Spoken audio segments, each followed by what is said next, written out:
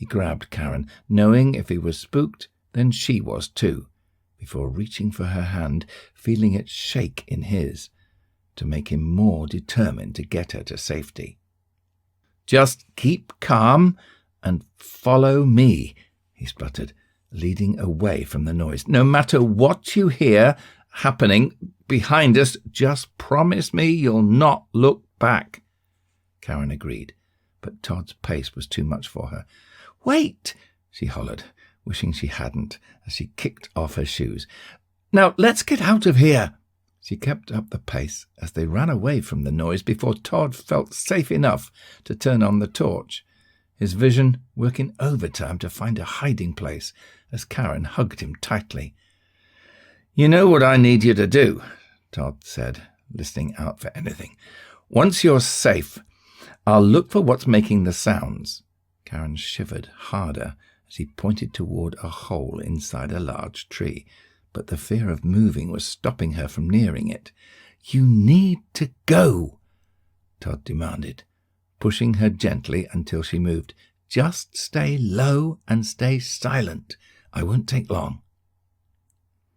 He guided her towards it, keeping the light on the ground as she sunk to her knees, her head resting against the tree base as the light slowly faded to turn the darkening forest into a scary horror film. But she breathed slowly and counted, hoping to drown out the evil thoughts as more sounds appeared, adjusting to sit on her bum with her knees tucked against her chest.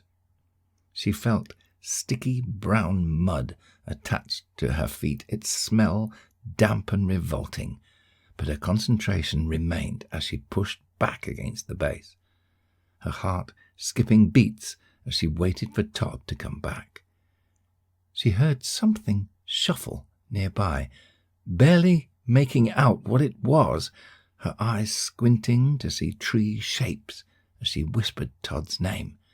She hoped it was him, but whatever was making the noise didn't stop. She held her breath as something hairy brushed by her feet, grinding teeth as if making them sharp, scaring her into almost swallowing her tongue when it brushed by her again, the feeling itchy like wire wool to make her want to scratch. She gulped and removed her phone, close to crying as the grinding tore at her eardrums, the sound irritating to make her want to scream. She knew something was next to her feet. She quickly turned on the phone's light to make her location stand out before shakily shining it at her feet, her mouth dropping at the sight of a gormless-looking creature that resembled a squirrel, but its rotten features and a maggot hanging from its left eye made her think otherwise.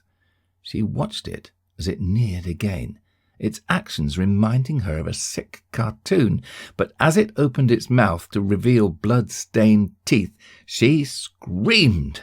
She closed her eyes, almost fainting as a rock landed on its head before opening them again to see it crushed, glad to see Todd hover over her. "Hey, are you okay?" he asked, looking at her phone. "It's a good job you shone the light, or I wouldn't have been able to see that thing." Karen burst into tears as she rose to check her body for bites, freaking out from the thought of just one as Todd held onto her. "It had blood on its teeth," she hollered, slobbering down his back. "But you're not bitten." "No, I'm okay, but you are bloody mental." Karen pushed him away and dried her eyes. "You could have crushed my feet with that rock.